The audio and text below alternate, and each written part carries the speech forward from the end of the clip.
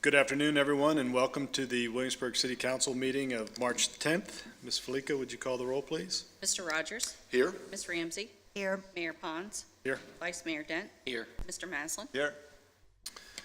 So you all have in your packet the minutes for the February 7th and February 10th meetings. Is there a motion to approve or any corrections? I'll move to approve the minutes. Second. Mr. Rogers? Aye. Ms. Ramsey? Aye. Mayor Pons? Aye. Vice Mayor Dent? Aye. Mr. Maslin? Aye. Takes us to public hearings, and first we have consideration and approval of PCR number 22-002 with a request from the Williamsburg Area Transit Authority for a special use permit to operate and expand the public transportation maintenance facility at 7239 Pocahontas Trail. Ms. Burke, welcome. Good afternoon. It's great to finally see everybody again. Yeah, it's nice. This is a request from WADA for a special use permit to operate and expand the public transportation and maintenance facility at 7239 Pocahontas Trail. The expansion will include new areas for administration, operations, and maintenance. This special use permit was reviewed and approved as part of a comprehensive plan amendment, rezoning, and text amendment process in 2020. At that time, the applicant's requested the property be redesignated as public, semi-public in the comprehensive plan and be rezoned to industrial. The use of public transportation and maintenance facility was added with a use as a special use permit in the industrial I district, and the special use permit was issued to WADA. Following those approvals, the applicant purchased the property from Colonial Williamsburg Foundation. The special use permit expired on July 9th, 2021, as the applicant did not have an approved site plan on file. The applicant has indicated there was a delay in the purchase of the property, which was not completed until October of 2020. WADA is required to follow federal procurement procedures, and this resulted in a delay obtaining a design team, which was not secured until May of 2021. There have been no significant changes to the approval from 2020, and the applicant has been able to develop a more detailed conceptual plan in the intervening time period. Planning Commission held a public hearing on February 16th, 2022. There were no speakers at the public hearing. The Planning Commission voted to recommend approval to City Council by a vote of 6-0. One of the members of the Commission was absent. I'm available if you have any questions, and I think our applicant is on his way but has been delayed. Hopefully he's not delayed on transit. Any questions for Ms. Burke? Yeah, Ms. Berg, I don't have any questions about the site plan and everything that was presented to us before. Just have they shared with you what their anticipated plan is to start work? Their next step is going to be to complete their site plan application, and I don't have a date for that. I hope that will be sometime the next month or two. Okay. No questions. Thank you for the presentation. So just as a follow-up to Vice Mayor Dent's question, if they don't get their site plan done within a certain amount of time, could we be back here discussing the same? There is a potential for that. At the council's request, staff and the city attorney's office has been working on a text amendment to address special use permit delays, but that window of exception is fairly small and includes pandemics and things like that. So if this is a delay of their own doing, they would have to go back through the process again. They're very aware that Okay. they're asking a second time, though. Okay. Thank you. Yes. I have no questions, Ms. Burke. Thank you for the presentation. I will open the public hearing, and anybody would like to come forward to speak to this? Seeing none, I'll close the public hearing and come back to City Council for any action, conversation. We know we've approved this once. And Yeah. Seems pretty straightforward, so I move that City Council approve PCR 22-002, a special use permit for WADA to operate and expand the public transportation and maintenance facility at 7239 Pocahontas Trail. Second. Mr. Rogers? Aye. Ms. Ramsey? Aye. Mayor Pons? Aye. Vice Mayor Dent? Aye. Mr. Maslin? aye. Thank you. Takes us now to consideration and approval of resolution number 22-04, a budget amendment for the fiscal year ending June 30th, 2022. Ms. Dameron, welcome. Good afternoon. Resolution 22-4 requests that the FY22 budget be amended to appropriate grant revenue and the related expenditures. One of the requests involves ARPA funding, and that was for the purchase of a knuckle boom truck for $200,000. The knuckle boom truck was one of our considerations that fell under the one Williamsburg funding under the ARPA framework. However, we're requesting that the purchase be made in FY22 rather than FY23. As you're aware, it's been difficult finding vehicles to purchase recently due to supply and demand. We're aware that there's currently a knuckle boom truck available, and we believe that it would be wise, given the time limitation on ARPA funding, to go ahead and make that purchase while the knuckle boom truck is available. This would not be an additional appropriation of funds, just a transfer from the one Williamsburg projects to the knuckle boom truck purchase in FY22. In the general fund, we're requesting appropriations of $4,000 for a Virginia Risk Sharing Association grant to purchase buoys for Waller Mill Park, a $1,470 grant from the DMV to support the enhancement of speed, alcohol, pedestrian, and bicycle violations, and $1,200 in donations to the police department to be expended on operating supplies. In the Public Assistance Fund, the request for appropriations is to increase the budget for Virginia Retirement System expense in the amount of $154,151 related to a prior year service adjustment. And this would involve a transfer from the Public Assistance Fund balance, and to adjust the budget for additional funding from the state of $47,472 and the local match of $4,000. And then finally, in the utility fund, the request is to appropriate the purchase of property for watershed protection in the amount of $1,026,339,000. Staff recommends City Council approve Resolution 2204 to appropriate the funding of grants and donations and the procurement of the knuckle boom truck. Any questions for Ms. Dameron? So the only question for the public's interest is, if we say knuckle boom truck, but might be curious, they might be interested to know what a knuckle boom truck is. And Dan's here if I don't say this right, but they believe that's kind of like a claw, and it can go pick up, say, sticks and debris from the side of the road. It's a lot of people call it a clam truck because the little arm sort of looks like a clam, and it picks up debris and cut materials. It can also pick up large bulk items and things. So one of the things that we anticipate is it'll help us respond to move in, move out days a little bit better, and address the post-storm debris that sometimes gets left. I agree. I think we'll see it in action quite a bit. No questions. Thank you, Ms. Dameron. Ms. Dameron, I do appreciate the explanation, because I actually had a couple people reach out. The public notice that goes in the paper is sometimes confusing, so your explanations clear up that this Some is of the questions. Any questions from grants? It's not new money. The knuckle boom truck wasn't a new purchase. It had already been approved. We're just moving it. So all of those explanations help clear up what the public notice that was in the Gazette. Thanks. So I don't have any questions either. Thank you very much. So we'll go now to the public hearing, which is, again, the opportunity for anybody to come forward to speak to this matter. Seeing none, I'll close the public hearing and come back to council for further discussion or action. I have one point, just for the public's interest, anyone who may be listening in or watching this eventually. The one Williamsburg allocation is a part of our ARPA funding. Should you be interested in the future of finding what has been dispersed where, at the monthly report in section 5 of monthly financial statements, you'll find that month, and the very last page, it's the 12th for me, has ARPA fund status, which is what essentially the city is doing with that a little bit over $18 million from the federal government through the American Rescue Plan Act. Just as a PSA for anyone interested in where funding is going or has gone in the past. That's all.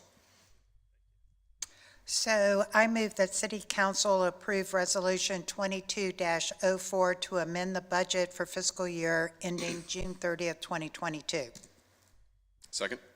Mr. Rogers? Aye. Ms. Ramsey? Aye. Mayor Pons? Aye. Vice Mayor Dent? Aye. Mr. Maslin? Aye. Okay, takes us now to monthly reports. First, we have our monthly financial statement. Ms. Dameron again. Hello again. And I'd like to begin the report with a review of the COVID-19 recovery report. And specifically, I'd like to draw your attention to column F, which is the actual year-to-date revenue, column E, which is our projection for where we anticipated revenue to be at this point in the year, and also column G, which is the variance of actual revenue compared to the projection. The numbers in red in column G are negative variances, meaning that the actual revenue is less than where we projected that we would be at this point in the year. As you can see, we only have two negative variances, and both are relatively small variances. One is in the business, professional, and occupational license, which falls under the projection by $56,000, and the other is in tourism sales tax, which is under the projection by about $20,000. Real estate and personal property taxes are in line with the projection, while both lodging and meals tax have exceeded the projection by $816,000 for lodging and $895,000 for the meals. Sales tax is outperforming the projection by $205,000, and the $2 lodging tax is $108,000 ahead of the projection. The highlighted revenues that you see over on the left-hand side of the chart indicate revenues that are trailing behind the revenues collected as of February 2019, and we do that because that was the last year before full normal year before the pandemic.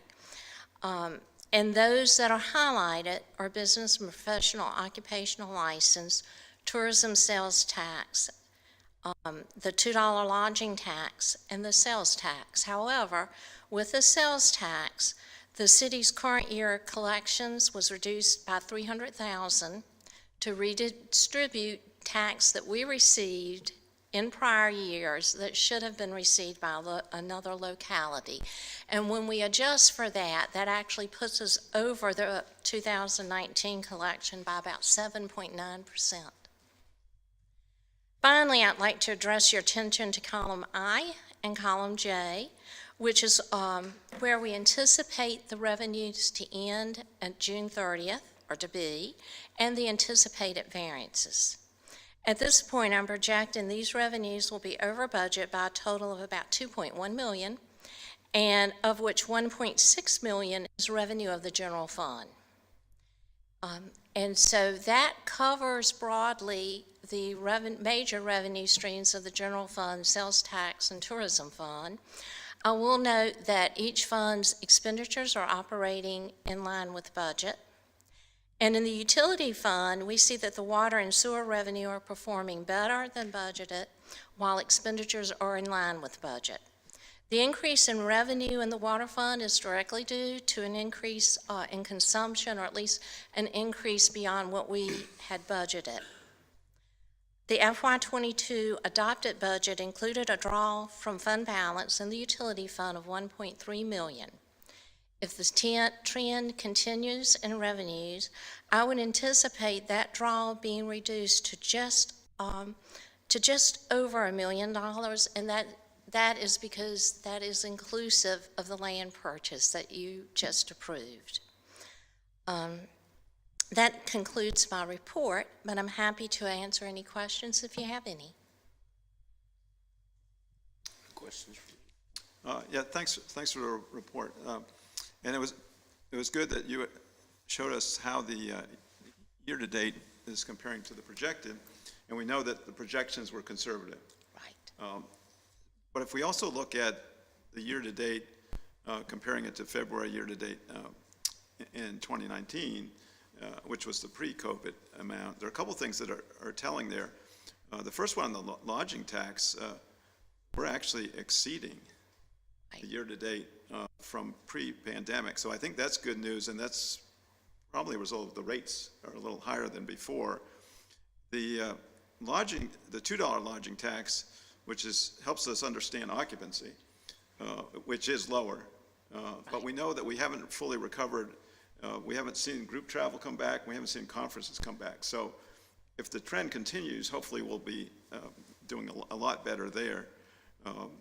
The meals tax, if you look at the meals tax, February 19th, year-to-date compared to February 2022, we're getting fairly close to what we did pre-pandemic, right? Yes, yeah, in fact, if you compare February to February, our meals tax, February 22 is $4,497,000 compared to $4,267,000.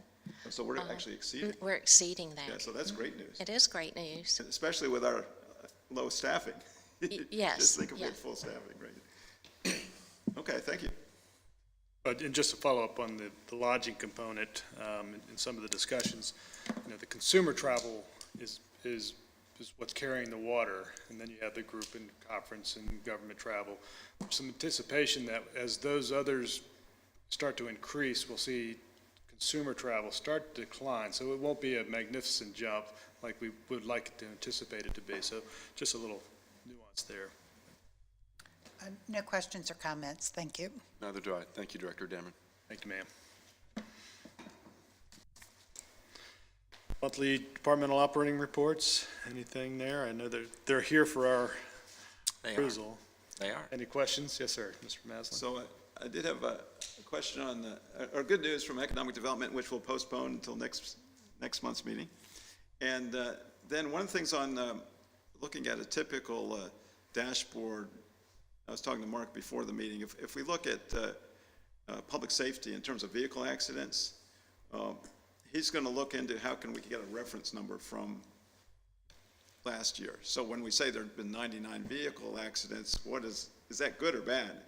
What our trending is. But one of the questions I had for the chief is, when we look at those vehicle accidents, do we do any analysis that might say, okay, is there a common thread here in terms of a specific intersection, and then maybe talking to our city engineer and say, hey, can we look at this intersection? Are there factors here that we might want to revisit?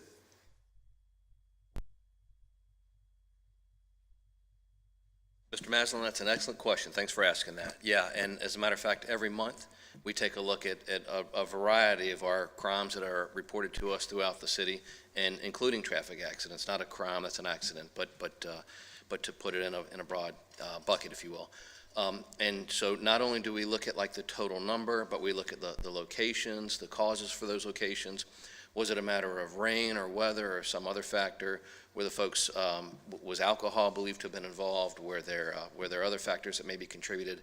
And we take a real hard look to make sure that we are as proactively as we can identifying those locations where we maybe need to spend a bit more time or do those things so that we can address whatever some of the underlying issues may be, so that we can hopefully reduce that number and have a safer roadways for our traveling motorists.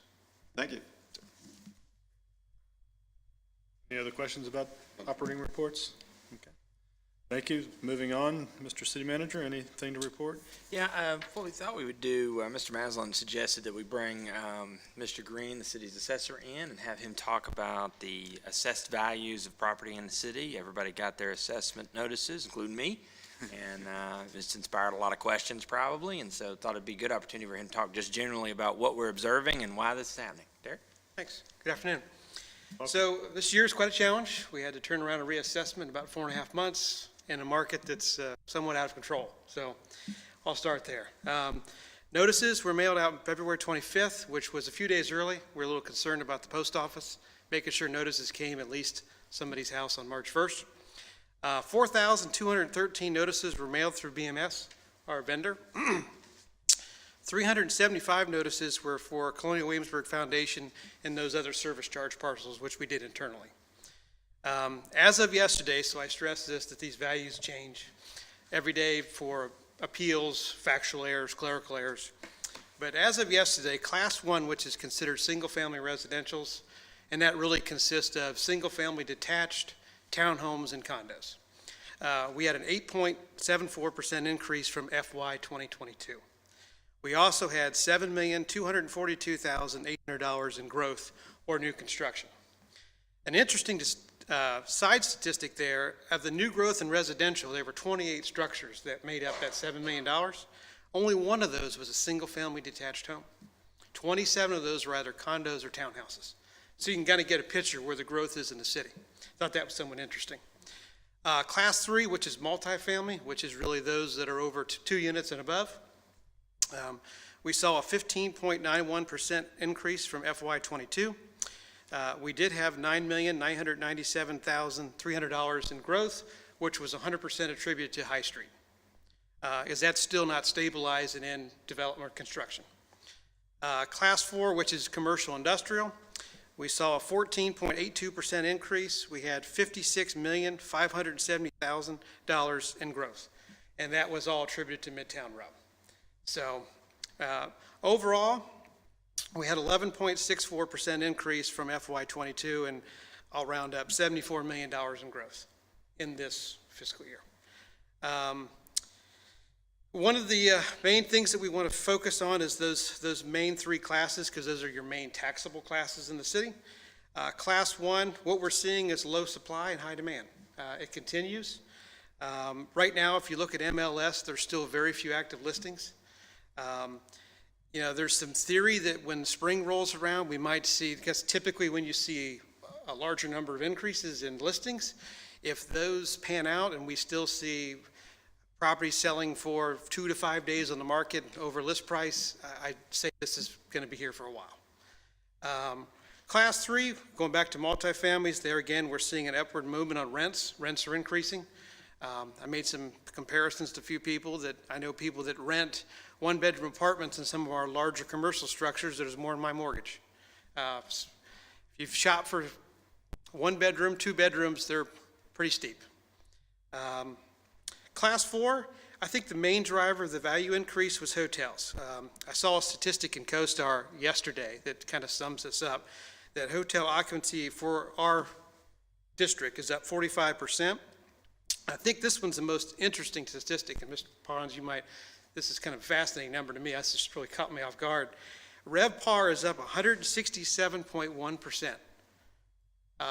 If you compare that to Norfolk, Virginia Beach, they're only up 67.3%. That's a year-over-year change.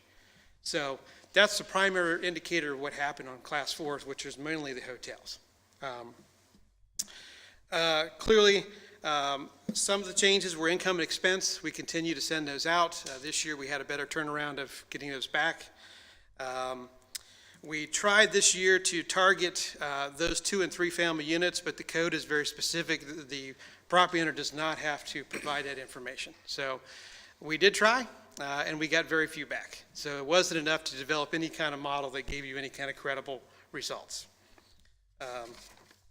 I think the key there is you try to develop a model, particularly on single-family rentals, 2 families and 3 families, but you have to stress that you don't want to sacrifice uniformity and equity just to achieve accuracy.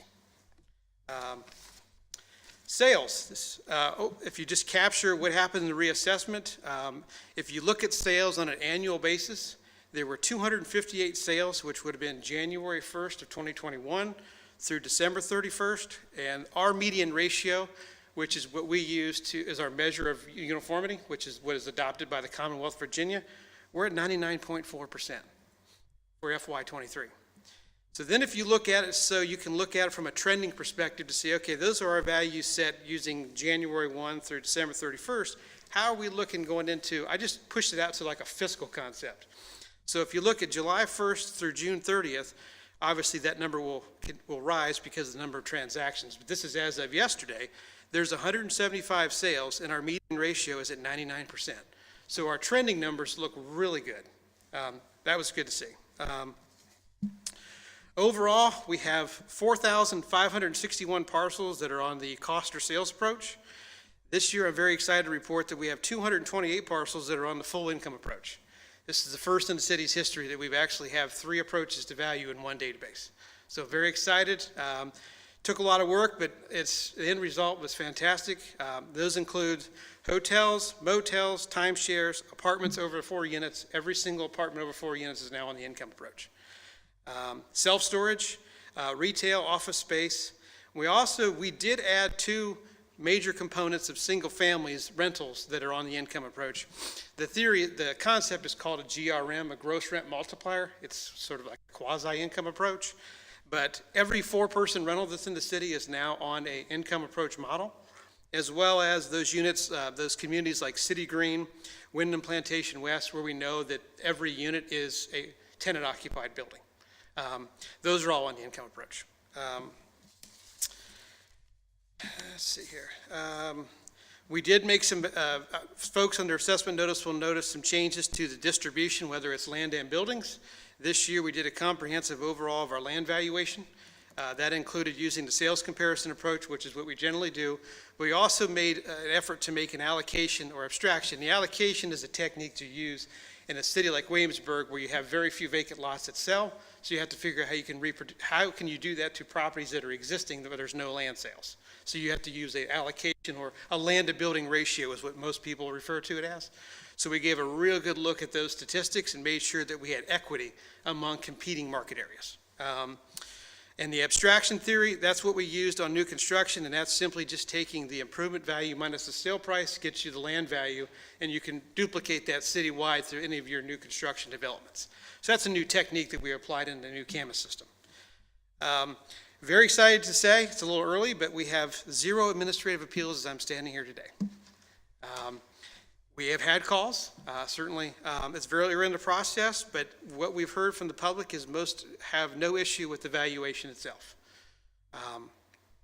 The Code of Virginia, some of the things that we get, so I'm kind of just, this is sort of more like a public service message, because some of the feedback that we received is, I would say a lot of folks are curious what the definition of market value is, and I get this notice, what does this value mean? Is some have moved from other states where that number is a ratio or a percentage. Virginia is 100% fair market value state, so we have to assess at what we believe fair market value is. And I found the best definition in actually the BOE handbook for the Commonwealth of Virginia. Fair market value is the price at which it would bring when it is offered for sale by one who desires but is not obligated to sell it, or bought by one who is under no necessity of having it. So I thought that was kind of important to put that out there, because there's been a lot of questions about that.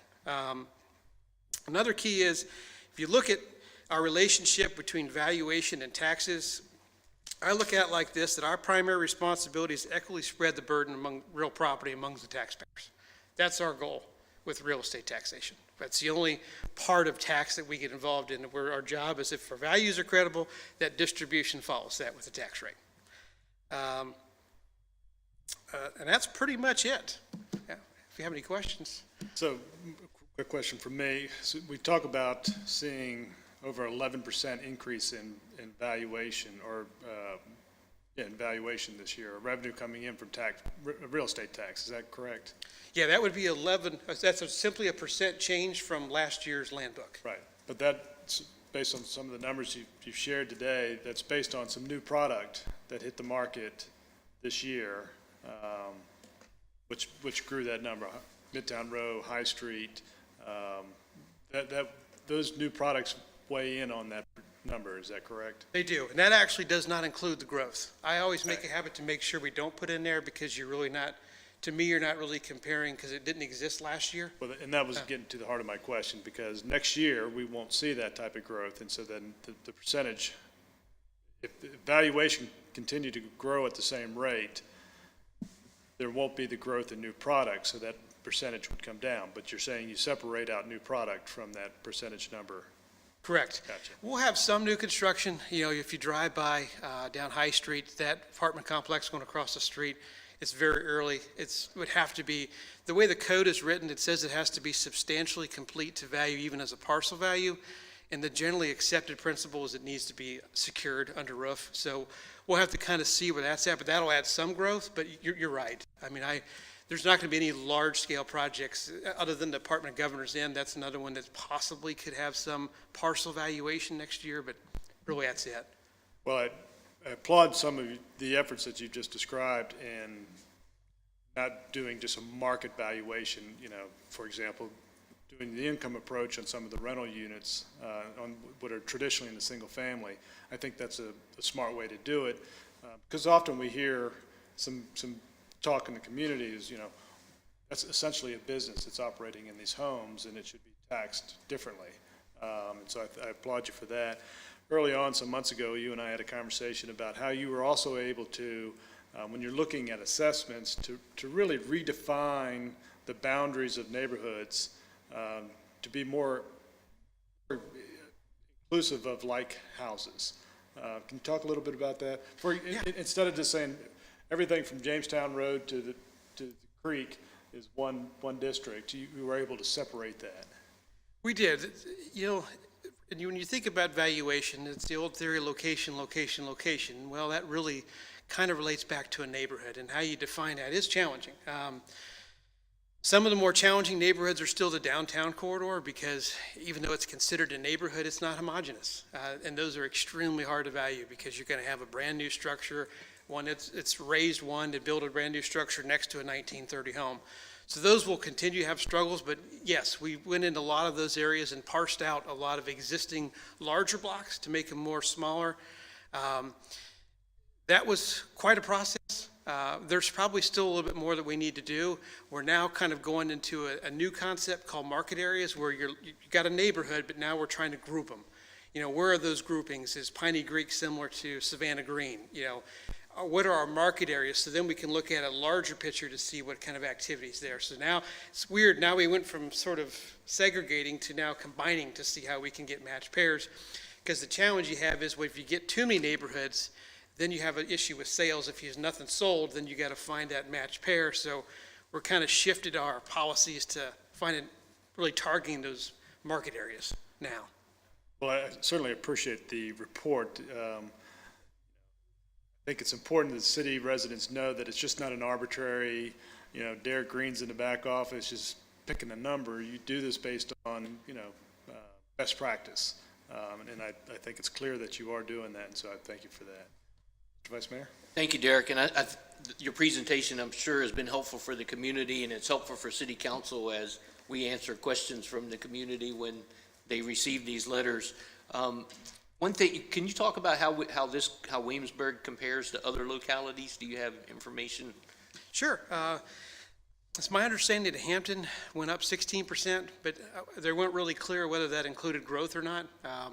So if you can include growth for us, it's pushing 15%. So we're very similar. And then you have to look at like this, that in Williamsburg, we just signed the land book September 28th for FY22. And that was a 4.59% increase, which included growth. So we're pushing almost 20% in 1 year. Depending on what publication you read, you'll see that seems to be the average, but I've seen it kind of all over the place. It's been more people, if there's been communication among assessors, it's been what are you seeing in hotels? And we'll share that data. For some reason, that's like a close guarded secret or something in the assessment community. I don't know why, but I don't really get much feedback other than what I hear from Andrew on a presentation at the budget retreat. But we do, if there's a certain type of property that causes a little bit of alarm, like hotels, that I want to make sure I do my due diligence, I reached out to those. And we were hit a little bit harder with motels during COVID than our peers. So that kind of explains, I'm not really surprised that we saw that wild fluctuation, but I know others didn't, like hotels last year. City of Chesapeake, I think, reduced theirs 14%. We cut ours by 25%. But Henrico County reduced theirs by 50%. So you tend to see it kind of all over the place. So it's hard to really get a rhyme or reason as to why. Okay. And you answered one of my other questions in your presentation, and that was, did you, in your experience, or what you're seeing now, do you expect this to linger? And obviously you do. Brooke had just keyed in, I believe, 6 sales since March 1.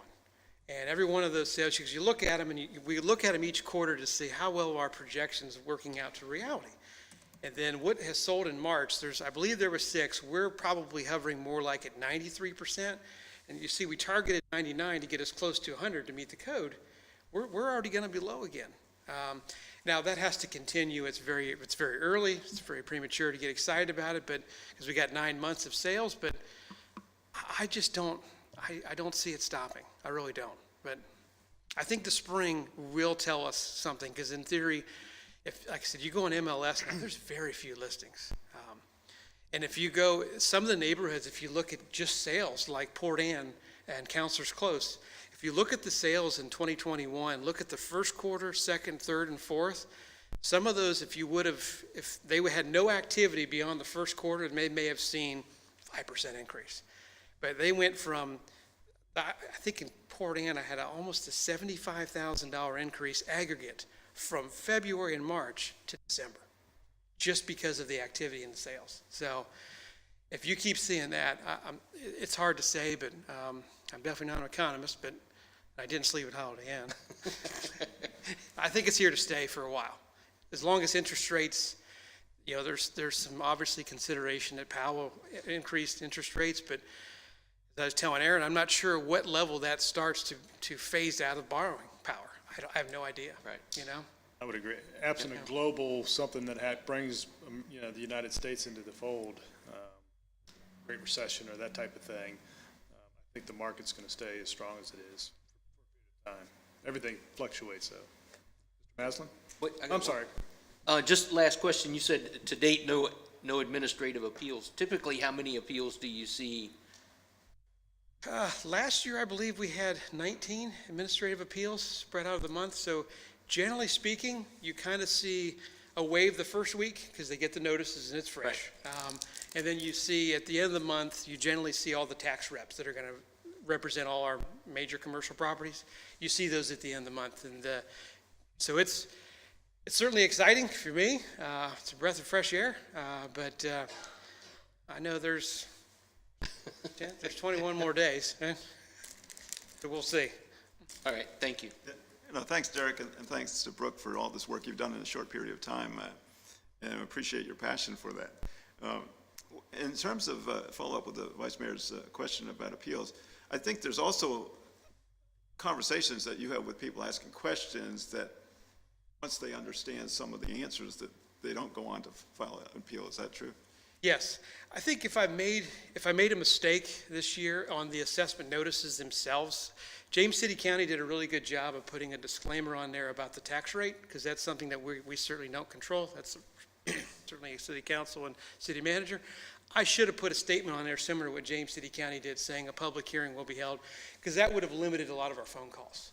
We have had a lot of calls about that, but in hindsight, I should have done that. Now, speaking about James City County, I noticed that all of the comments in the last word were from James City County residents. I've heard that. I mean, my personal assessment went up 14%. I would be lying to you if I told you I was unhappy with it. I think it's dead on. But I've heard that. Thanks for all the information that you provide in terms of being able to look at 3 years. Now, my assessment did go up 18% this year, 29% for 2 years. I realize that we've had, in our neighborhood, we've had sales, recent sales that have been above asking price. And in the past, it's been tough to maybe get comps in a smaller neighborhood like ours. Yep. And I know you've had to go back to neighborhoods several times, right, during this period, based on what's going on. Port Ann and Counselor's Close, those two come to mind as just a dynamic situation where the values values in terms of sales transactions keep increasing. You started this when Andrew and I talked about changing this over to an annual cycle. That would have been, I believe, early October. So we kind of rolled over the database, and you just kind of pan over and look at the statistics and see how we stand in those neighborhoods, and you make an adjustment, and then you go back, Brookkeys and more sales, and you're thinking, oh, wow, you got to go back. There were some neighborhoods, like those two that come to mind, that I've probably edited 3 or 4 times. Yeah. And talk a little bit more about the ratio analysis, because that's a periodic report that we get on City Council, which is comparing the assessment to the recent sales prices, and that sort of checks you all the time and looking at how close you're getting to reality, right? It does. And, historically, if you look at those prior to this market explosion, you would see more consistency in the values. When the values are set in the past, July 1st, you had a pretty good idea of where they might end up in the quarter one, quarter two. You can kind of phase it out. You usually see a 0.5% to 1% drop per quarter. That was kind of normal. Here, yes, when she keys in the sales for the next quarter, I wouldn't be surprised if our ratios bounce down to the low 90s, if this continues. But I was really excited until she keyed into this last batch of 6, that we were still hovering around, I think 97.5. All things considered, it was really good, but we'll see. Now, it's been a while since my appraisal course at UCLA, but so the 3 types of appraisals, you've talked a lot about the comps and a lot about income approach. And replacement value, are you doing any of that? Yes. One of the, I think, biggest advancements that the city has had is we purchased there's one company out of Los Angeles, Marshall and Swift, who basically provides all local government cost tables. That was one of the best applications that Mark was instrumental in getting in the application because it's embedded. You simply have a separate function that you go in and you go through a couple screens and it hits Marshall and Swift's server at that very moment and calculates a value. So that was huge for us. So we're using all 3 approaches in one database now. Oh, that's great. Now, the other question I had was, are you starting to see, because I'm hearing there may be a tipping point now in single-family houses where houses that have been for rent, whether to one family or to 3 individuals, are being sold and now will be owner occupied. That's another challenge. It's sort of similar to how we tried to target apartment garages and guest houses. We looked at those to try to capture the rents so we could at least be on top of those scenarios. And that is the real true problem, is when you add too many irons in the fire, if you will, it's really hard to maintain that, particularly in an office of 2 people. So I got to be real careful when I deal with single-family rentals that if I decide to go down that path of really looking at it from an income perspective, I got to be able to make sure I can get that data, which is really hard to do.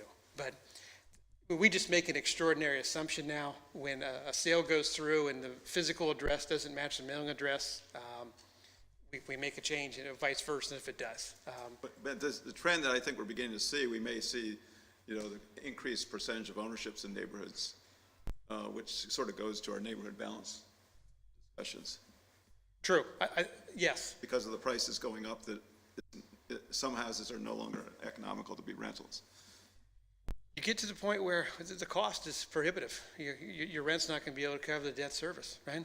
I mean, that's going to be a problem, particularly as you and I talked about larger commercial scale. That's a whole different beast. That is more market driven. When these single family ones, you can only rent it for so much, right? The market can only absorb so much.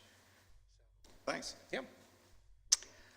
Thank you, Derek. I think one thing that your presentation has shown us is how complex all of this is, particularly for those like me who aren't really data-driven and all of the nuances that you explained. So I appreciate you being so passionate about everything and helping us all try to understand it.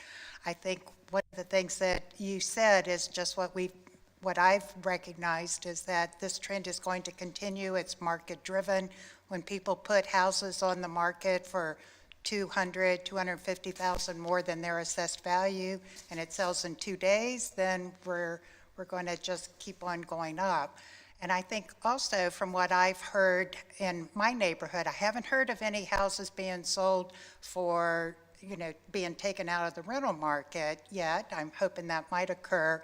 But also, if they have been rentals for a long time, then you're talking a lot of expense to get them back into sort of a living condition. But I think this is also an example of post-pandemic job experiences, because people can exit from a much higher priced cost of living, such as Washington, D.C., California, New York, move to Great Williamsburg and be able to work from home for a lower cost of living. I know there's a lot of those around that are already occurring, and I think Mr. Trivett said that they call that Zoom towns now instead of boom towns, so we'll see how long that lasts. I've heard that. Yeah. So thank you very much. Mr. Green, thanks so much for all the hard work you and Brooke have put into this. All your explanation shows it very much is a seller market right now. I've heard of some sales going on in Williamsburg where buyers waive their right to do an inspection of the property, and as Councilman Ramsey said, are usually purchasing above the asking price. So it's interesting to see some of the assessment data around that. There was one piece that my council colleagues have not yet asked about that I was hoping for a little more clarification on, and that was the median ratio on assessed value. You mentioned this year it's around 99. It's trending towards 99%, whereas last year it was at 94%. Could you explain what that means and what it indicates about the value of Williamsburg and our real estate? Sure. Yeah, the Commonwealth of Virginia has adopted the median as their measure of central tendency, as a measure of uniformity. And we are at 99.4% as of, if you're taking that annual capture from January 1 to December 31st, obviously you shoot for 100. That is more aggressive than we've been in the past. We've also had a lot more sales, so it's in theory been a little bit easier to value because there's been more data. That has helped. That's quite a few sales, 258 sales in a year. That's a lot. I think Brooke had told me there are already 37 sales beginning of this year. Okay. That's quite a few. Does it look like with the higher values, sales are tampering off a little bit this year? With 37 already this year, is that potentially going to eclipse the 258 from last year? Right now, it's really tough to tell just because the listings are so low and we monitor those frequently. I think spring will really, I just keep saying spring because it's the only hope that I have to really get a bearing of where this thing's going to go. Yeah. If we see a lot of listings and if we continue to see, I mean, we have the data for days on market and concessions and list price, but I have an agreement with the MLS providers that I can't publish it, but we do track it in a separate metric, so we get an idea, and it's at that neighborhood level. So I know at a neighborhood level how many days on market is typical, what the typical financing is, and what percentage of list price to sale price should we expect. Okay. So there's lots of metrics that we have that we can't share that'll help us indicate that too in the future. Okay. Well, that's very helpful. Thank you for the extra explanation and for Councilman Maslin suggested you come. I think the public, should they be listening in or listening in a little bit later, has really been educated from some of the work you do. Thank you for help providing. Sure. Thank you, Mr. Green. Appreciate it. Anything else, Mr. Trivett? Yes, we wanted to share some good news with you. I think Mr. Witt's got it. Thank you. Mr. Mayor and members of council, as you may have heard yesterday in Washington, D.C., the House of Representatives passed the spending bill for the year for our federal government, and we had worked with Congresswoman Luria's office for a congressionally directed spending fund for Williamsburg of $422,000 to pay for a stormwater project at Walnut Hills where there's erosion. And so this will improve the nutrient flow and the erosion problems in that area. And Senators Warner and Kane, also on the Senate side, recommended funding for this. So we were successful. It now waits for the president to sign, but very good news. So at some point we'll have a groundbreaking of sorts with shovels and hard hats, and city engineer Aaron Small is ready to go on the RFP process. So we're delighted to report that to you today. Will you be at the White House to get that pen? I'm going to send you. Your marks are back. Well, that certainly is good news, and I think it's a testament to Congresswoman Luria's commitment to her district to make sure that, even the seemingly small stuff got taken care of. So hopefully we'll send our thank you notes to her and let her know how much we appreciate that. And I think it's good news that we're able to get something done that we may not have otherwise been able to afford. So congratulations to all of our work. Any comments on that? Anything else? That's it. All right. Madam Attorney? Nothing? Okay. Takes us now to new business. First is consideration and approval of resolution number 22-05, authorizing the city manager to proceed with a pay and compensation plan for police and fire department employees. Yeah, thank you, Mayor. Ms. Dameron's coming forward. I'll take a crack at it first, Barbara. During our budget process, which begins in December, one of the exercises is a wish list process where the department heads, constitutional officers, and the major outside agencies that we fund come in and present to us what they might need for the next fiscal year. And typically, it's a long list of items and programs and even some staff occasionally. This year, though, was a little different when we went through the process. It was clear that every department, including public safety, needed a salary adjustment plan, not just for one employee or two employees, but sort of holistically. And that caused us to go back and look at what we'd done in the past. And so we went back and looked at the last pay and class study that we did was in 2016. We partially implemented that plan, and we find ourselves now behind what we would consider to be our competitors for talent in our employee pool. And so over the last few months, we have really been working hard. A committee has formed inside the city government to look at salaries across the board. We had public safety went first, and we looked really closely at them because they're currently suffering the most vacancies and difficulty recruiting. And so over the last few months, we've been looking at how can we fund what they identified as necessary changes. And one of the suggestions that we had, and I think I mentioned this to you as a possibility at the financial retreat in February, is that we take $940,000 from the CIP and plug it into the general fund to help supplement salaries in the next fiscal year, FY23. And so that would be the plan for the budget's adoption that we present to you later this month. What we would like to do, though, is go ahead and advance that plan from July to April and have those salary changes take effect on April the 1st. We really feel like this is a crucial issue for those two departments, and the sooner that we can address it, the better off we will be in terms of recruiting the right candidates for the jobs that we need filled. So how do we pay for it in this fiscal year? As I said, there's a great number of vacancies in both departments, and we're currently knocking on the door of April. And then so from April to June, the remainder of the fiscal year, we would cover the additional costs in the salary lines through the savings that we've realized by not having all those positions filled so far.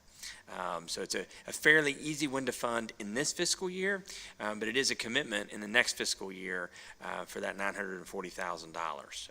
So we do have a plan. What we'd ask you to do today is to approve the resolution so that we can move ahead and announce to the staff that they've got some relief coming as of April the 1st. Did Ms. Dameron have anything else? No? Did I miss anything, Barbara? Covered it all. Okay, good. Well, clearly, I think, we all are aware of the challenges with finding folks to come work in our fire and police departments these days, and throughout the city in general. I see Public Works driving around with help wanted magnet stickers on their vehicles. So it is a very competitive market, and I think the number of employees in the labor field are kind of diminished a little bit because a lot of people through the pandemic have decided not to go back to work, and pay is a big component of what attracts people to come work at a place. And I think it's changing more to kind of that immediate gratification of pay versus knowing that you're going to work for a stable organization. And although I think Williamsburg is a great place to live and work, or the Williamsburg area, it's not all that potential candidates consider when they come here or decide to leave. It really comes down to pay. And if we're not meeting that standard or even meeting what our neighboring jurisdictions are paying, it puts us at a real challenge. And so I think paying our employees is an important aspect of enticing people here, and it's what makes Williamsburg so special to the residents. So the challenge in this question is, by making the decision today for the next few months, we're committing ourselves without having seen the city manager's budget into next year's budget. Because the last thing we want to do is go ahead and increase the pay and then figure out that the budget can't be approved, and then what do we do then? That said, I'm willing to make that move today because I'm committed to making sure that our staff, that we hire the best and retain the best. So And Mayor, can I just jump into there? Sure. One thing I didn't say that needs to be said is it was clear at the financial retreat that pay for public safety, pay for the general government, because that's sort of how we've been dividing this, is a critical issue for the city council. And you made it very clear to us that it was a priority for us to try and find a way to budget this. Just to be clear to the public, this decision today will not impact a decision to raise taxes. Right now, we are not looking at raising taxes in the coming budget. I see no need, I see no reason why that will change in the next few weeks as we finalize our plan. What we're doing right now is tighten up revenues. We've gotten our final numbers in terms of what some of the costs were that we didn't know at the financial retreat, and looking at what we can do with the tax rate, not in an up way, but in a down way. And so I think that to help put your minds at ease, the public's minds at ease, if we did get to a situation with next year's budget where something happened in the next few weeks or prior to July 1 when we implement the budget, it would force the city staff into a reprioritization of what we're spending money on, as opposed to looking for additional revenue to solve the gap. Well, and for me, I'm confident that this proposal would not come here today if you all weren't confident that in next year's budget, we could accommodate the continuation of this pay without an increase in real estate tax, which I know I'm personally opposed to, so. Vice Mayor? Yeah, thank you, Mayor. And just to reiterate some of the points the mayor has already made, is obviously we all realize that our city staff is what makes Williamsburg the special place that it is. And they've always been known for having competitive salaries and competitive benefits. And as you pointed out, that's kind of fallen behind since the study in 2016. One of the questions I had was, in public safety, where does this place Williamsburg now compared to surrounding localities or the peninsula? Yeah, so if you imagine our competitive agencies in a bar chart, right now we're all the way at the right, being the lowest paid for entry-level firefighters and police officers who are certified. And with this move, we won't jump all the way to the left. We'll be within 3 or 4 bars of that far left side. And that's a pretty extreme move for us. But one thing that I can tell you, it's sort of like the assessment story. I go and attend the regional CAO meetings. Every single locality is looking at salaries in the coming year, and in a way that they've not looked at salaries before. You know, we've been really great. The city council has been excellent at awarding a merit and COLA increase for the last few years. And in some years, we were able to offer more than most of those competing localities. But even with that, we've slowly fallen behind, and it's time for us to catch up. By moving as far to the left as we are proposing, hopefully what we're doing is preventing such an extreme cost year over year moving forward.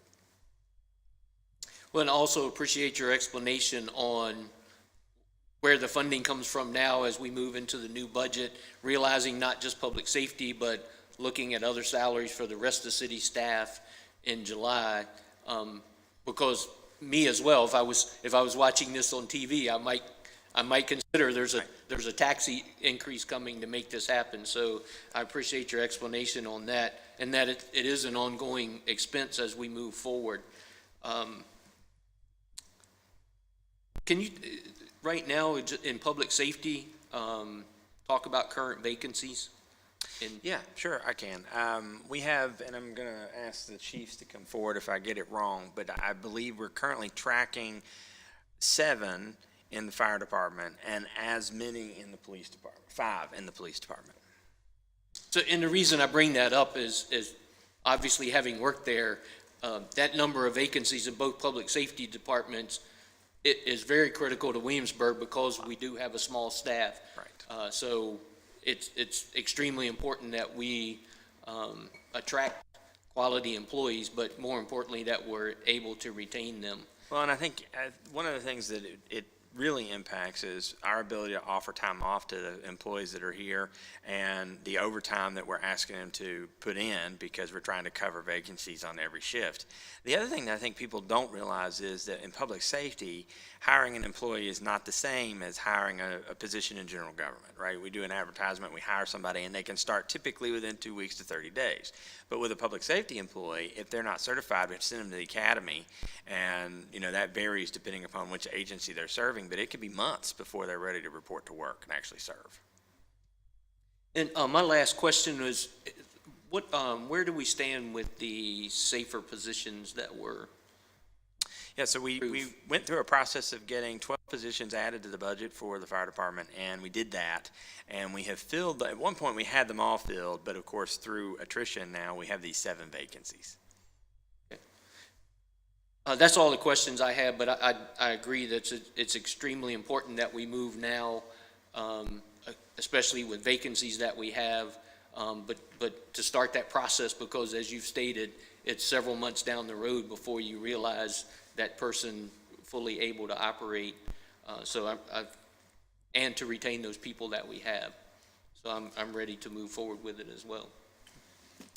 I agree, and at the budget retreat, you did show that graph where we were benchmarking against local government in the area, and it probably would be helpful for the public if we see that next month. Sure. But with the caveat, as you mentioned, that's a moving target. Yeah, I mean, by next month, it could be totally wrong. Yeah. In fact, it probably already is wrong. It's going to be moving, so we may be up there near the corner, but by the end of the year, we're back to maybe the middle.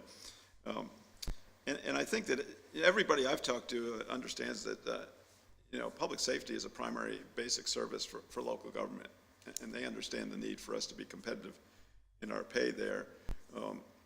I was talking to a local restaurant owner 2 weeks ago, and he was explaining his philosophy is, and we know the shortage in the restaurants, but when he hires a cook, he's going to be investing like $4,500 in that cook, and he's going to pay that cook so the cook stays. Our investment in our public safety officers is even more than that. I don't know if we have any numbers on. I mean, Chris is saying we're about $50,000. I'm sorry, $15,000, and it includes the training and all of that kind of thing, but it also includes all of the equipment, which in most cases is personalized. Another thing that complicates the staffing is, traditionally we've been able to use overtime to bring other staff in, but with COVID, especially in the fire department, looking at the 3 shifts and trying to keep each shift in a bubble, we had some restrictions there, so we didn't really have all the flexibility that we've had in the past. That's right. And even with our volunteers, a volunteer would be assigned to a specific shift and stay, with that shift. Now, the department did a really good job of thinking through how to limit exposure from shift to shift, because we were really concerned, particularly in the fire department, about a COVID outbreak on shift and what that would do to our ability to offer the service. So, thank you. Thank you for the information. You mentioned the 2016 pay and class compensation that we did. Did that get us to where we needed to be at that time, or were we still lagging behind with the adjustments made there, such that we had a little bit larger gap to make up? Sure. So at the time, the city manager recommended that we go about halfway through what was recommended by the consultant. And it's probably more complicated than you want to know, but essentially there was a plan that was move everyone to the market rate and place them on the new pay scales where their experience puts them in the position. And what we did instead was we moved to new pay scales, but we capped movement on that pay scale at the midpoint, which meant everyone was artificially placed between midpoint and 0. And that's where we're trying to make up ground now. If we had done the full implementation, which I want to make clear was expensive, the jump that we need to make now would probably be less, but I still think we would have to make it. I just think like James City County in the last few years has done a paying class study and is currently paying in our current review. In most positions they're currently paying the most in the region. For comparable positions. And so I think we'd still be in the position of having to move forward, but it probably wouldn't be as big. So one of the things that we are doing is moving forward to guard against an extreme impact on the budget to adjust salaries, because the biggest expense in the budget is salaries, is to look at this every 2 years. So our internal committee that's sort of working their way through this right now is, I'm calling it a standing committee, because every 2 years they're going to get together and go through this same exercise, and hopefully what they recommend in terms of adjustments for each position will be less because we're keeping up with it better. And we've been talking about salaries, but salary isn't the only component that we have to be concerned with. Just off top of head, I think of health insurance and retirement contribution that we have to make. Absolutely, both of which are increasing in the FY23 year. One of the goals, initiatives, and outcomes that the City Council adopted almost 2 years ago now is for the city staff to look at benefits that we provide. And so the department heads, assisted by a survey that went out to all of the employees, have put together an extensive list of benefits that could be offered. And we've narrowed that down to 4 different categories that another committee is looking at. How would we implement those, and how would it impact the budget, and at what sort of pace can we do that, and what would be the overall benefit of some of them. And so, yes, we're sort of looking at this comprehensively. One other thing that I wanted to mention is we're talking about public safety today and making this change in April. And we will be having a similar conversation as you adopt the budget relative to general government employees. So in this review, no one's being left out. We don't have as developed a plan yet for general government. It largely depends on how much money we can put toward that issue. And the departments are still working through what they think needs to be done for those employees, which is why we're asking you to move ahead today with public safety. Thank you for the clarification. I think one thing that sort of goes to other comments about public safety and the vacancies is not only do the residents of Williamsburg expect a certain high level of services, but as we know, Williamsburg's a little unique, and we're a small community, but with William and Mary, Colonial Williamsburg, all of the different events that are going on throughout the year, our fire and our police are tasked to help support them too. So those vacancies just sort of add up to the employees for extra work that they're called upon to do. So thank you. That's all the comments I had. Thank you for this explanation. It's been said our first responder departments are some of the larger within the city, but comparatively in the region, they're some of the smaller ones. And whereas decades back, it might have been more the norm to find your place of employment and stay there many years or many decades, understandably, it's become a really competitive space now where you have a lot of options if you're a first-year firefighter or police officer on where you can go. So addressing that cost of living and competitive compensation is an important thing for us to do. Councilman Maslin mentioned that in the budget retreat, we saw the graph in which Williamsburg was more on the, I can't remember left or right side, but really it's on the lower side of the scale. So certainly it's been identified as a need to address this compensation. For me, the real reason on top of that I'm in support is that it's been said this is not leading towards a need for increasing of revenues through a tax increase. Instead, through vacancies we already have in the city government, it's able to be funded up until FY 2023 from some of the savings from those vacancies. So I have no additional questions that haven't already been asked, and am as well in support of the increases for our fire and police departments. Okay, good.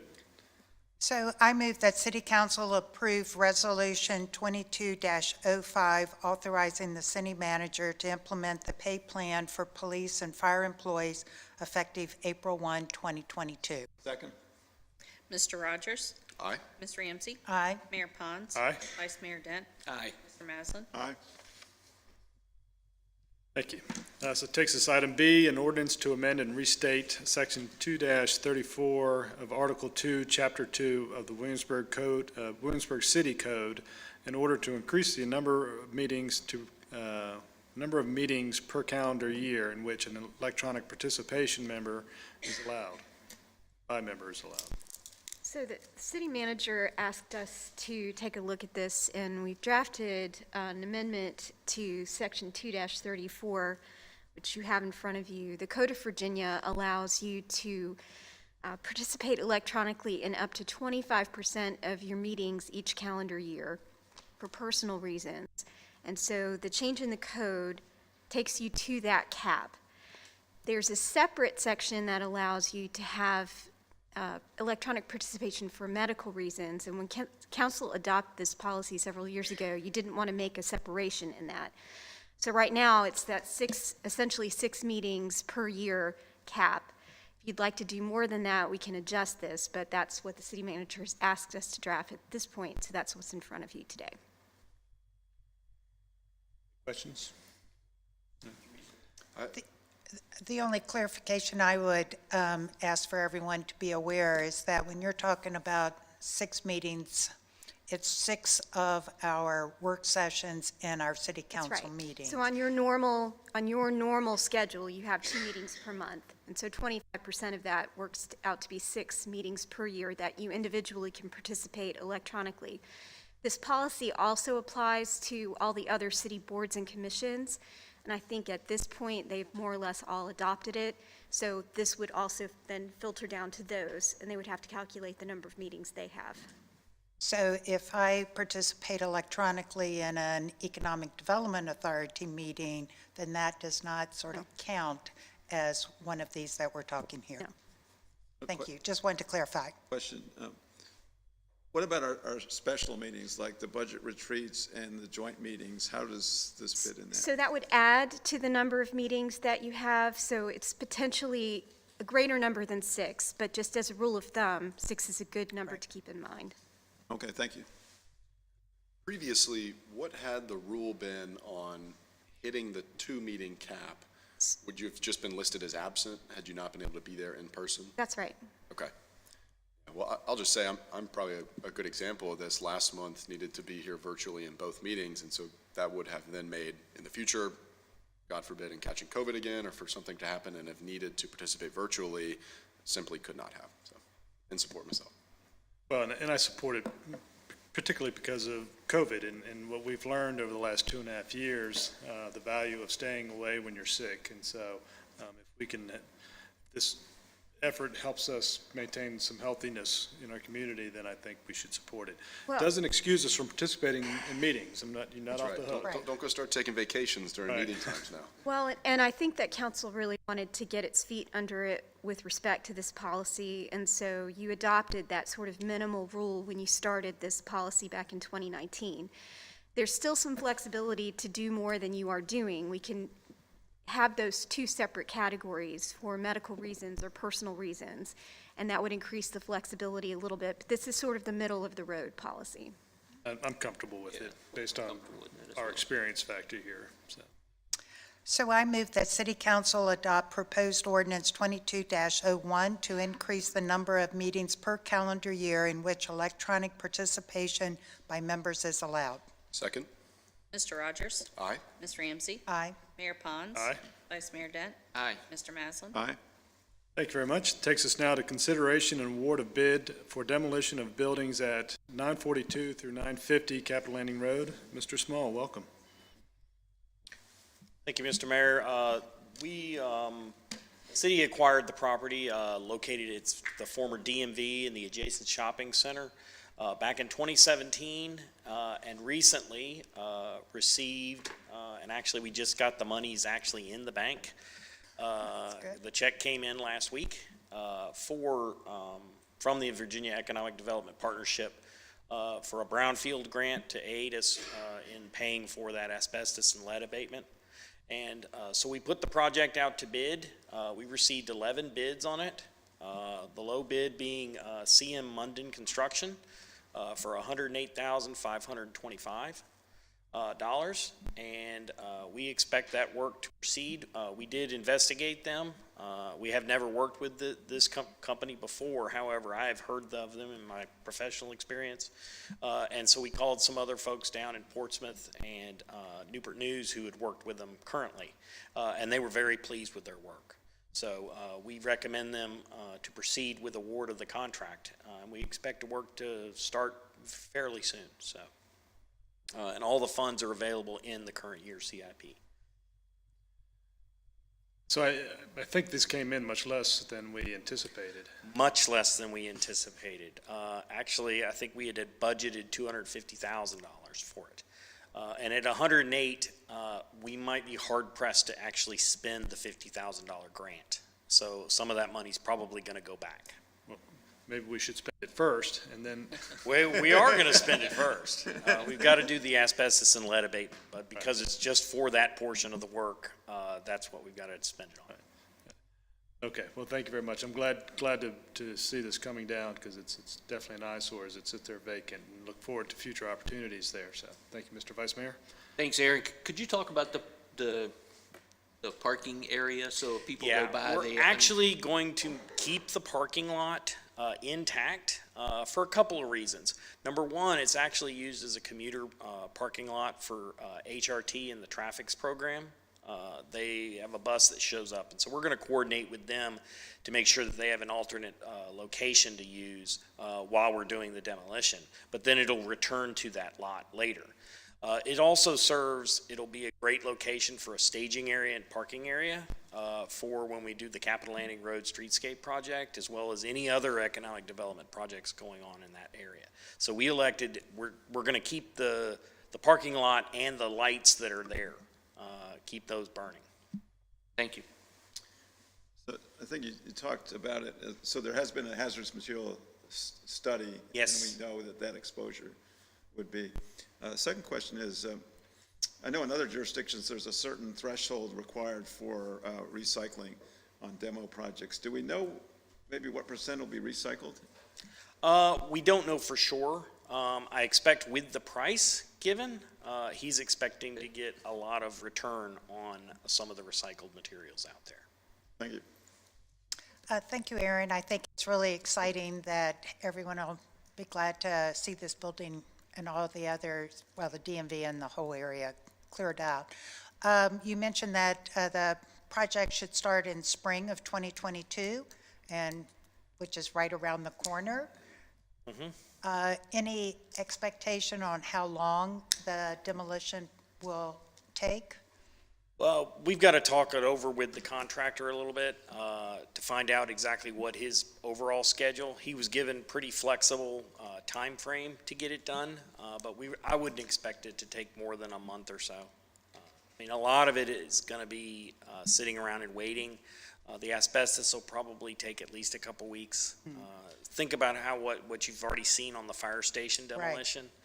Right. A lot of it sat there for a long time. Well, that was because they were doing a lot of the abatement work on that building. And then all of a sudden, the building comes down like that within a week. And we're going to see something very similar here.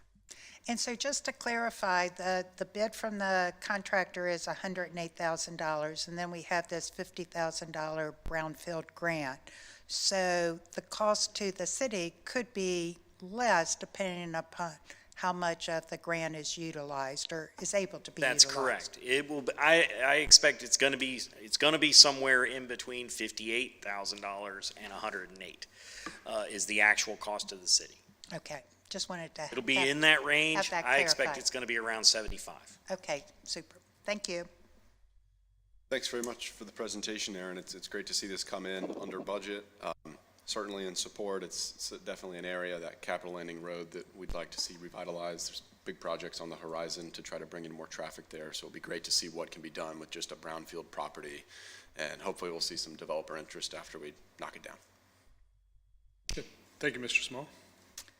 So I move that City Council award the bid and authorize the city manager to execute a contract for demolition of buildings at 942 through 950 Capitol Landing Road with C.M. Munden Construction for $108,525. Second. Mr. Rogers? Aye? Ms. Ramsey? Aye. Mayor Pons? Aye. Vice Mayor Dent? Aye. Mr. Maslin? Aye.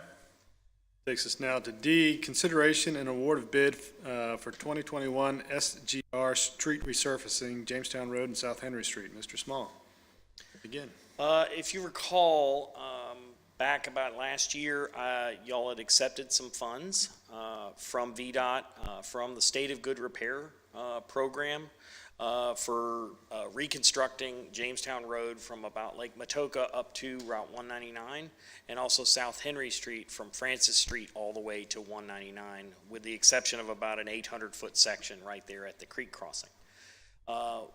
We put those projects out to bid, finished up our specifications for it, and we received three bids on the project. And Lehigh Paving Corporation had the low bid at $699,820.40. Again, this is also under budget. We had $1 million and $1,050,000 something budgeted for the project. And so we have worked with Lehigh Paving in the past on many projects, and they are very qualified to do the work. So the work is expected to start in March, and they are required to finish the work by June 30th.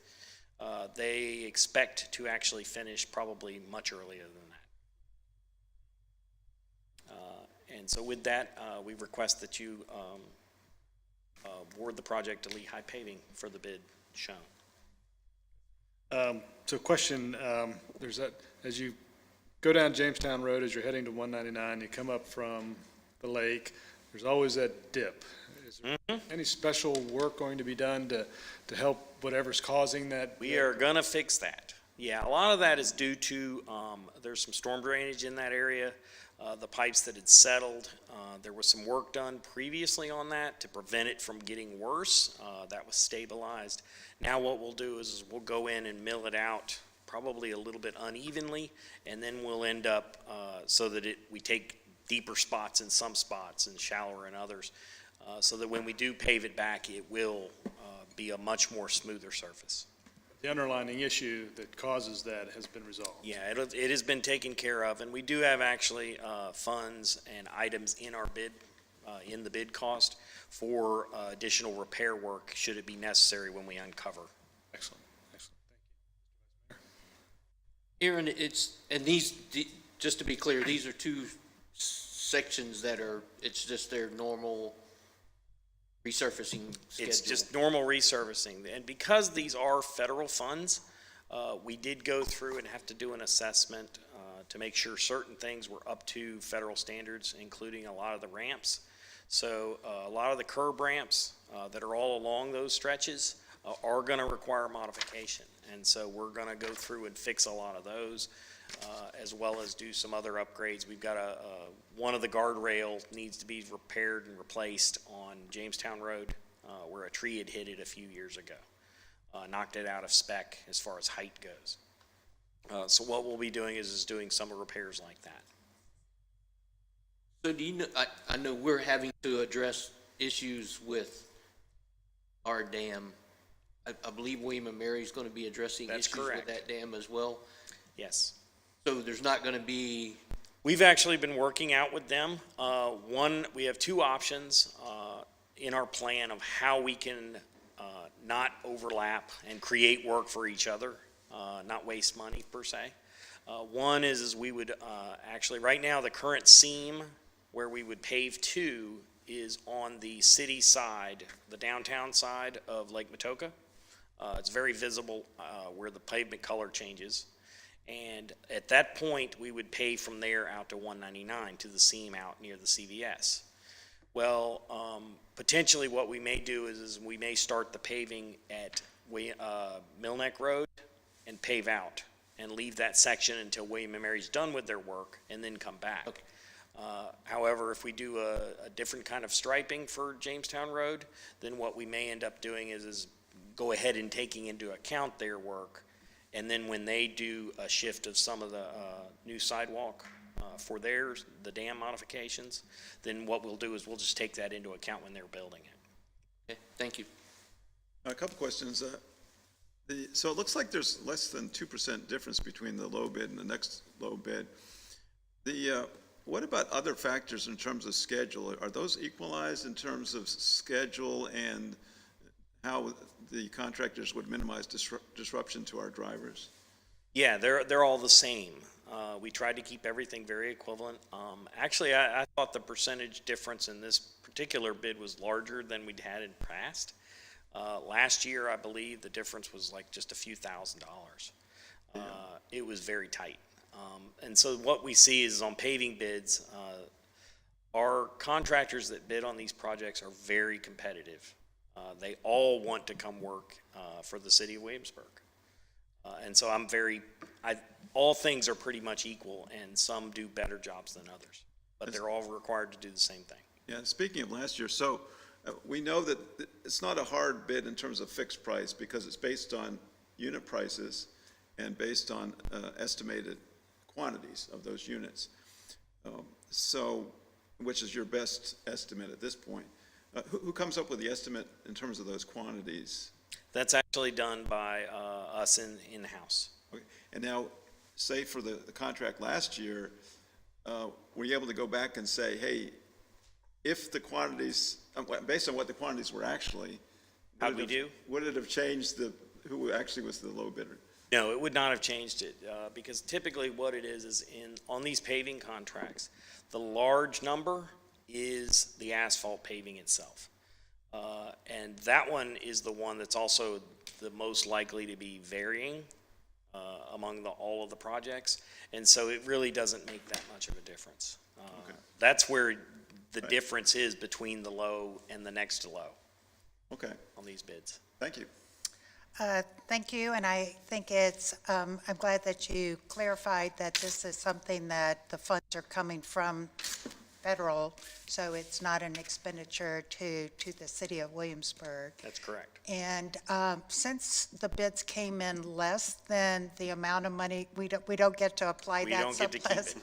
So we would have to go back in for another SGR grant, I suppose, to try and recapture some of those funds. That's correct. What these as state of good repair projects are for is mainly for the primary roads, is what it's stated for.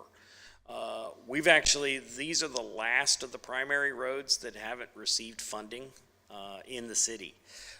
We've got another project coming up next, hopefully by the end of, right after Labor Day. We'll pave right around Richmond Road and Bypass Road. So that's going to be it. The only other road that is below standards that is eligible for these funds is Capitol Landing Road. And I haven't asked for those funds yet because we've got another project getting ready to take care of that. But try to get back to your question if I can get to it. These funds, can you repeat the question? Well, I just wanted to know whether we would be able to recapture the difference between the Right. grant What and the happens is bid. we allocate and we have to guess high so that we make sure we have enough funds to cover our project. So what I do is I always try to estimate conservatively and make sure that my estimate is higher than what I'm expecting to actually do in the work, in case something comes up when we design it. All that money does go back to the program. So what it is if we have more roads, then it means there's more available next year. And this is typically how it's done throughout all of the VDOT programs. But they don't give us the opportunity to allow us to shift. And you mentioned that the paving might be done in like 2 sessions there based on what they do with the dam.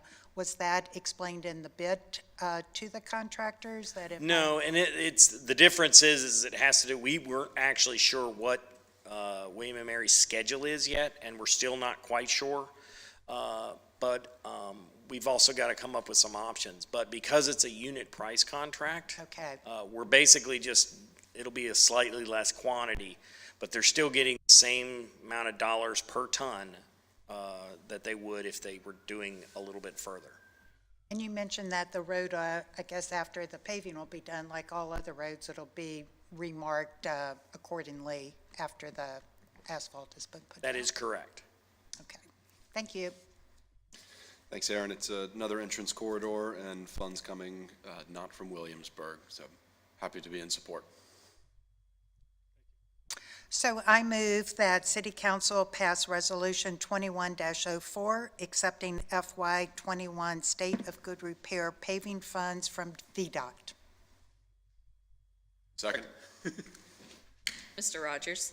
Aye. Ms. Ramsey? Aye. Mayor Pons? Aye. Vice Mayor Dent? Aye. Mr. Maslin? Aye.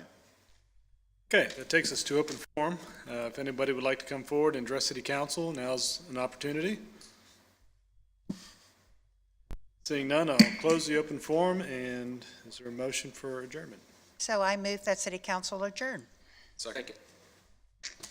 Mr. Rogers? Aye. Ms. Ramsey? Aye. Mayor Pons? Aye. Vice Mayor Dent? Aye. Mr. Maslin? Aye. We are adjourned.